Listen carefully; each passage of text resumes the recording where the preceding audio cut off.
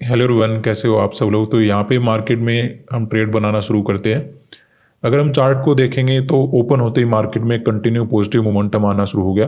तो जिस प्रकार का मार्केट गैप डाउन के बाद हमें स्ट्रेंथ वगैरह देने की कोशिश करा है, हमें यहाँ पे वेट करना होगा मार्केट के अंदर, क्योंकि अगर हम यहाँ पे बाय करेंगे तब भी ट्रैप हो सकते हैं, सेल करेंगे तब भी ट्रैप हो सकते हैं। कोई अच्छा सेटअप मार्केट के अंदर बनने दीजिए।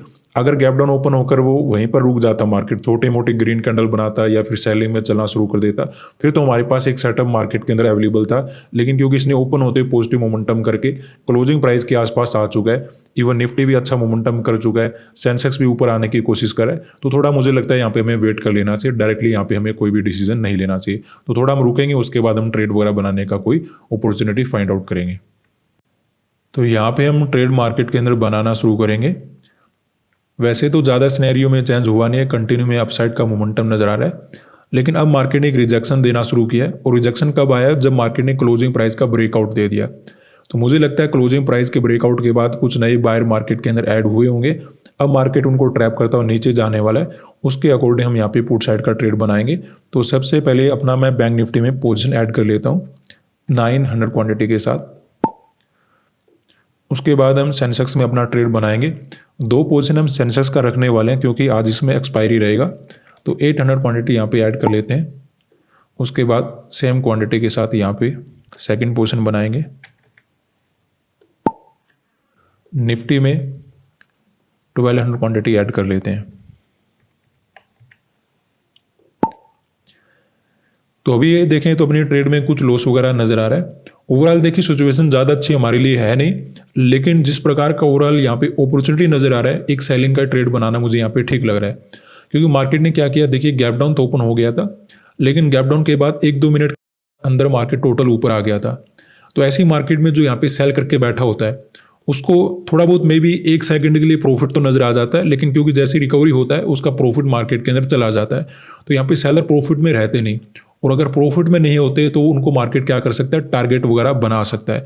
तो इसीलिए हमने वेट किया कि देखते हैं मार्केट कंटिन्यू सेलर को टारगेट करता है या फिर जस्ट इनको छोटा मोटा वार्निंग देकर दोबारा से नीचे गिरना शुरू कर देता है। क्योंकि मार्केट की 2 हैबिट होती है, या तो सेलर को कंप्लीटली टारगेट करेगा, या फिर थोड़े बहुत वार्निंग वगैरह देकर जो रिटेल वाले जो ट्रेडर होते हैं उनको निकालता है और फिर दोबारा से गिरना शुरू कर देता है।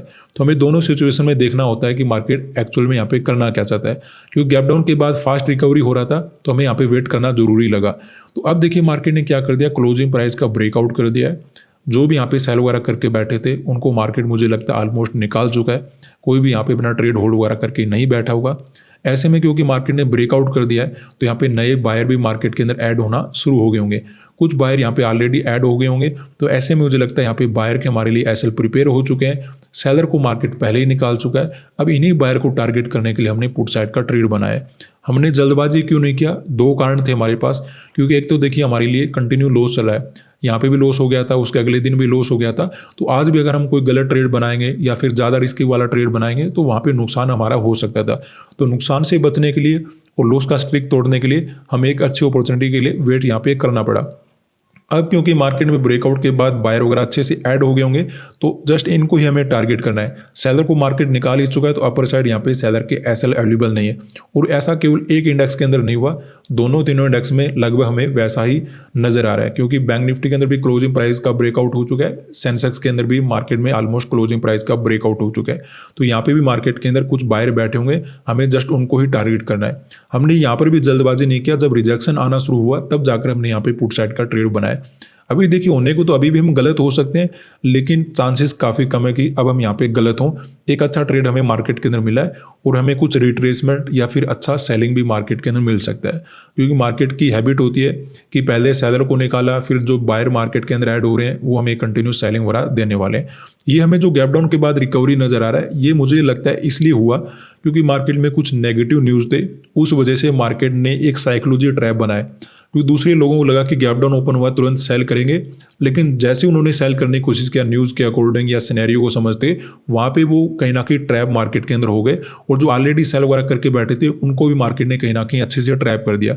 लेकिन मुझे लगता है जो डायरेक्टली सेल वगैरह कर रहे थे, जो ऑलरेडी सेल वगैरह करके बैठे थे, उनको मार्केट टोटली निकाल चुका है, और यहाँ पे नए बायर मार्केट के अंदर ऐड हो गए होंगे।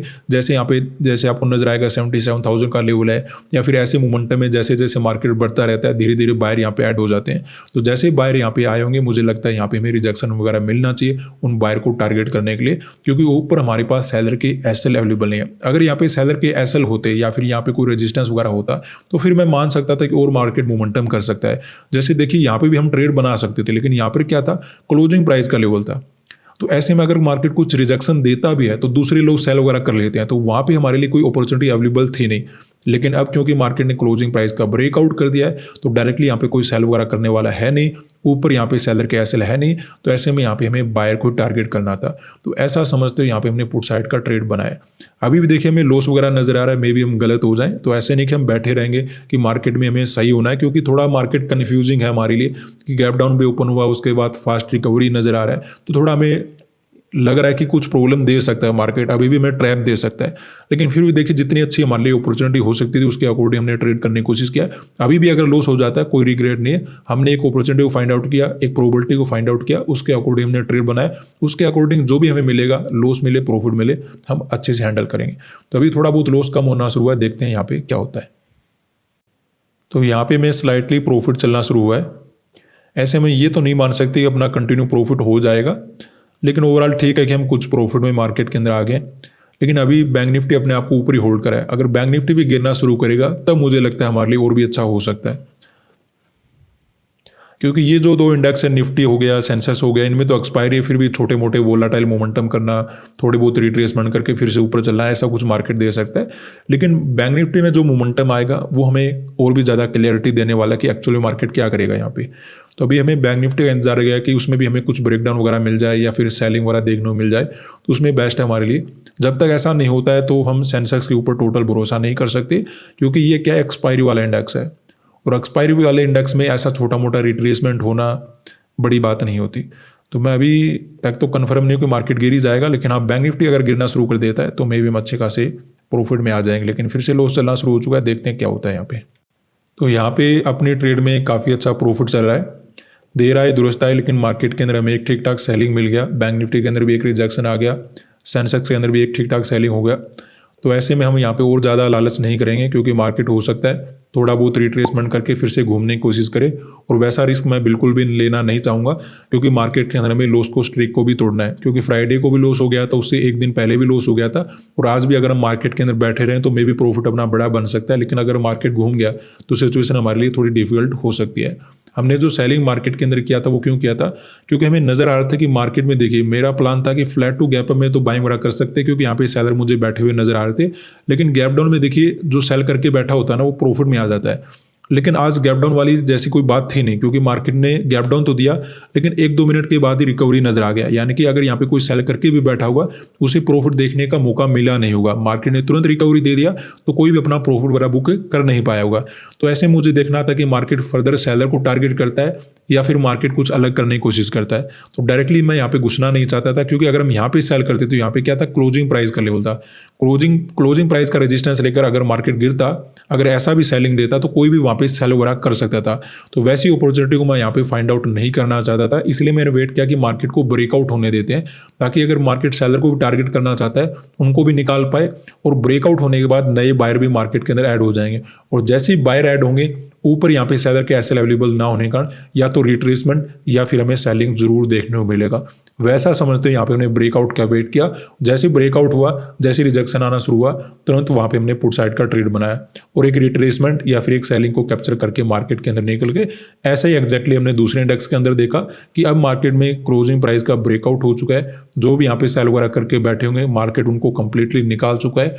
ऊपर यहाँ पे सेलर के एसएल अवेलेबल है नहीं, ऐसे में जो भी यहाँ पे बाइंग वगैरह करके बैठा है वही हमारे पास एसएल अवेलेबल रहने वाले, उन्हीं को हमें टारगेट करना है। जैसे ही रिजेक्शन आना शुरू हुआ वहाँ पे हमने ट्रेड बनाया और एक मोमेंटम कैप्चर करके निकल गए। मैं यहाँ पे और भी ज़्यादा वेट कर सकता हूँ, लेकिन क्योंकि देखिए हमें लॉस का स्ट्रीक तोड़ना, इसलिए हमें यहाँ पे वेट करना ठीक रहेगा नहीं। क्योंकि मार्केट देखिए ऐसा बना सकता है कि एक बार नीचे गया, ऊपर गया, नीचे गया, ऊपर गया।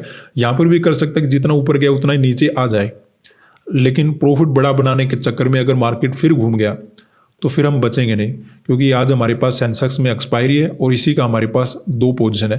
तो यहाँ पे हमारे लिए काफ़ी खतरनाक हो जाएगा, क्योंकि बैंक निफ्टी और निफ्टी का केवल 1 पोजीशन है, सेंसेक्स का 2 पोजीशन है और प्रॉफिट भी हमें सेंसेक्स में काफ़ी अच्छा देखने को मिला है।